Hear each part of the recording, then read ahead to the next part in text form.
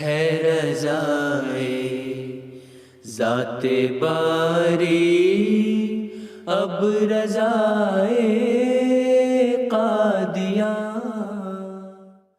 Asyhadu an la ilaha illallah wahdahu la syarikalah wa asyhadu anna Muhammadan abduhu wa rasuluh. Amma ba'du, fa'udzu billahi minasyaitonir rajim. Bismillahirrahmanirrahim. Saudara-saudaraku yang dimuliakan Allah Subhanahu wa taala, Assalamualaikum warahmatullahi wabarakatuh. Dalam video sebelumnya sudah saya sampaikan tentang kedudukan Imam Hasan dan Imam Husain radhiyallahu ta'ala anhuma serta kecintaan Rasulullah SAW kepada mereka berdua. Dalam kesempatan ini saya akan menyampaikan secara ringkas jawaban Hadrat Masih Maud SAW, pendiri Jemaat Ahmadiyah, terhadap tuduhan orang-orang kepada Imam Hasan yang mengundurkan diri dari khilafat dan tuduhan pembangkang yang dilayangkan oleh orang-orang yang tidak bertanggung jawab, oleh orang-orang yang jahil terhadap Imam Husain radhiyallahu ta'ala anhu. Setelah Hadrat Ali radhiyallahu ta'ala anhu disyahidkan, maka yang menjadi khalifah adalah Hadrat Imam Hasan radhiyallahu ta'ala anhu. Dan Hadrat Imam Husain radhiyallahu ta'ala anhu ketika itu juga berbaiat kepada Imam Hasan. Namun kemudian dengan pertimbangan yang matang sesuai dengan keadaan saat itu, dengan penuh hikmah, Hadrat Imam Hasan mundur dari khilafat dan berdamai dengan Amir Muawiyah. Dalam perundingan damai itu, Hadrat Imam Husain juga ikut serta dengan beliau. Namun sangat disayangkan sekali, di satu sisi banyak orang yang mencela apa yang dilakukan oleh Imam Hasan ini karena mundur dari khilafat. Kemudian di sisi lain, banyak juga orang atau sebagian orang menuduh, na'udzubillah, Hadrat Imam Husain adalah seorang pembangkang terhadap pemerintah yang sah ketika itu. Berkaitan dengan ini, pendiri Jemaat Ahmadiyah, Hadrat Masih Maud SAW bersabda, menurutku Hadrat Hasan radhiyallahu ta'ala anhu sudah melakukan suatu hal yang bagus dengan mengundurkan diri dari khilafat. Sudah terjadi ribuan pertumpahan darah. Beliau radhiyallahu ta'ala anhu tidak ingin terjadi pertumpahan darah lagi. Itulah sebabnya beliau berdamai dengan Amir Muawiyah. Karena apa yang dilakukan Hadrat Hasan ini membuat umat Syiah terpukul. Maka dari itu mereka tidak senang sepenuhnya terhadap Imam Hasan. Namun kita memuji keduanya. Sebenarnya setiap orang memiliki kemampuan yang berbeda-beda. Hadrat Imam Hasan radhiyallahu ta'ala anhu tidak ingin terjadi perang dan pertumpahan darah antara umat muslim. Beliau lebih memilih damai. Sedangkan Hadrat Imam Husain radhiyallahu ta'ala anhu tidak menyukai berbaiat di tangan seorang fasik dan pendosa. Karena dengan begitu akan timbul kerusakan dalam agama. Niat mereka berdua baik. Innamal a'malu binniyat. Apa yang disampaikan oleh pendiri Jemaat Ahmadiyah ini menandakan kecintaan beliau kepada Hadrat Imam Hasan dan Imam Husain radhiyallahu ta'ala anhuma.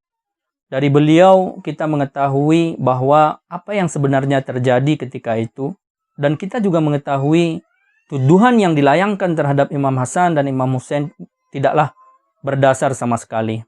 Sebagaimana yang beliau sampaikan, Imam Hasan mundur dari khilafat karena beliau tidak ingin terjadi pertumpahan darah di kalangan umat muslim.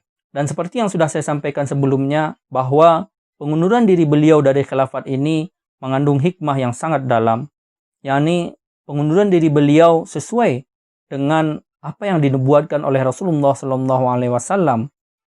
Bahwa Khulafaur Rasyidin ini, khilafat Rasyidah ini hanya akan bertahan selama 30 tahun setelah beliau. Kemudian apa yang dilakukan oleh Hadrat Husain radhiyallahu ta'ala anhu juga merupakan suatu hal yang sangat benar. Karena berbaiat kepada Yazid yang terkutuk justru akan menyebabkan kerugian di dalam Islam. Dan pemilihan Yazid sebagai khalifah berdasarkan wasiat Amir Muawiyah itu sendiri, menurut Khalifah Islam Hadrat Masih Maud radhiyallahu ta'ala anhu adalah suatu kesalahan, adalah suatu kekeliruan yang tidak sesuai dengan kaidah ketika itu.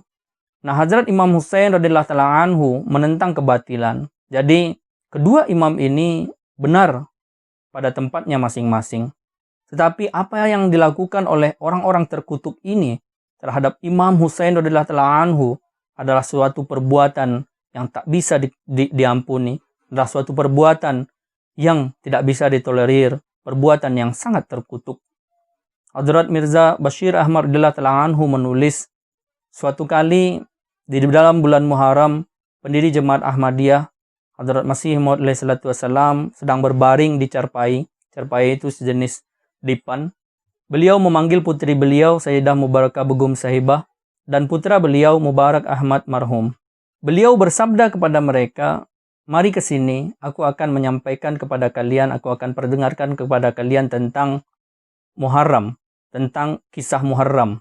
Kemudian beliau alaihissalatu wassalam menyampaikan tentang kisah syahidnya Hadrat Imam Husain radhiyallahu ta'ala anhu dengan penyampaian yang penuh pilu, dengan penyampaian yang penuh kesedihan. Beliau menceritakan kisah itu sambil terus menghapus air mata beliau dengan jari jemari beliau. Setelah menyampaikan kisah yang memilukan itu, beliau alaihissalatu wassalam bersabda dengan penuh gundah, Yazid yang terkutuklah yang telah memerintahkan melakukan kezaliman ini pada cucu Nabi kita, Nabi Karim sallallahu alaihi wasallam. Namun dengan cepat Tuhan telah mencengkeramnya dengan azabnya. Saat itu beliau alaihissalatu wassalam diliputi keadaan yang tak biasa. Beliau begitu gelisah, begitu gundah, membayangkan pensyahidan cucu junjungan beliau yang tercinta, Rasulullah Shallallahu Alaihi Wasallam, yang sangat menyayat hati, yang sangat menyakitkan. Inilah kecintaan pendiri Jemaat Ahmadiyah terhadap Rasulullah Shallallahu Alaihi Wasallam, ahlul bait beliau, khususnya dalam hal ini Imam Husain radhiyallahu ta'ala anhu. Sehingga dalam gubahan syair Farsinya, beliau alaihissalatu wassalam bersabda, Jano dilam fidaye jemale Muhammadas, khakam nisar kucaye ale Muhammadas.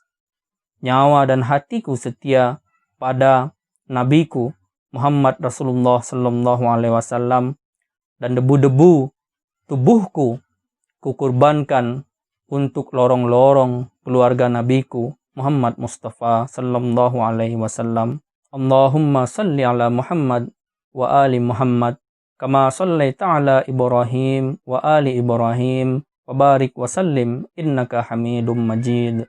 Dalam pembahasan tentang peristiwa Karbala, Khalifah Islam Hadrat Khalifatul Masih Ar-Rabi rahimullah ta'ala dan Hadrat Khalifatul Masih Al-Khamis Ayyadallahu ta'ala bin Nasirul Aziz menyampaikan kepada kita semua, memerintahkan jemaat beliau untuk banyak-banyak berselawat kepada Rasulullah SAW, kepada ahli beliau, kepada keturunan beliau, baik keturunan jasmani maupun keturunan rohani beliau, khususnya di bulan Muharram ini.